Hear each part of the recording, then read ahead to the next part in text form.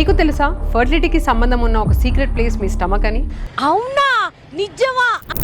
మన బాడీలో trillions of good bacteria ఉంటాయి, వాటే మైక్రోబయోమ్ అంటాం. సో ఈ గుడ్ బ్యాక్టీరియా ఒక హిడెన్ ఆర్మీ లాగా పనిచేసి బాడీలో డైజెషన్కి, ఇమ్యూనిటీ అండ్ ఆల్సో మూడ్ని కంట్రోల్ చేస్తాయి. కానీ చాలా మందికి తెలియని విషయం ఏంటంటే ఈ గుడ్ బ్యాక్టీరియా ఫర్టిలిటీ కూడా మేజర్ రోల్ ప్లే చేస్తుంది. క్రానిక్గా స్ట్రెస్, ఎక్కువగా యాంటీబయాటిక్స్ వాడడము, ఎక్కువగా జంక్ ఫుడ్ తినడం వల్ల ఈ గట్ బ్యాక్టీరియా అనేది దానిలో ఇంబ్యాలెన్స్ అనేది వస్తుంది.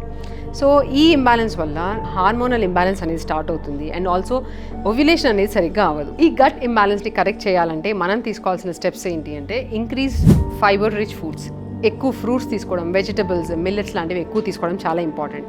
And also natural probiotic foods అనేవి అడ్వైస్ చేస్తుంటాం, లైక్ కర్డ్, లేదంటే వాళ్ళకి ఇడ్లీ ఆర్ దోశ లాంటి ఫర్మెంటెడ్ ఫుడ్స్ తీసుకోవడం కూడా చాలా ఇంపార్టెంట్. ఇవి కాకుండా షుగరీ ఫుడ్స్, జంక్ ఫుడ్స్, లేదంటే ప్రాసెస్ ఫుడ్స్ అవాయిడ్ చేయమని చెప్తుంటాం. గట్ హెల్త్ని ఇగ్నోర్ చేయకండి. ఫర్టిలిటీ ట్రీట్మెంట్స్ అంటే జస్ట్ మెడిసిన్సే కాదు, హెల్దీ గట్ కూడా చాలా ఇంపార్టెంట్. సో హెల్దీ గట్ అంటే healthy hormones, healthy body and better fertility chance.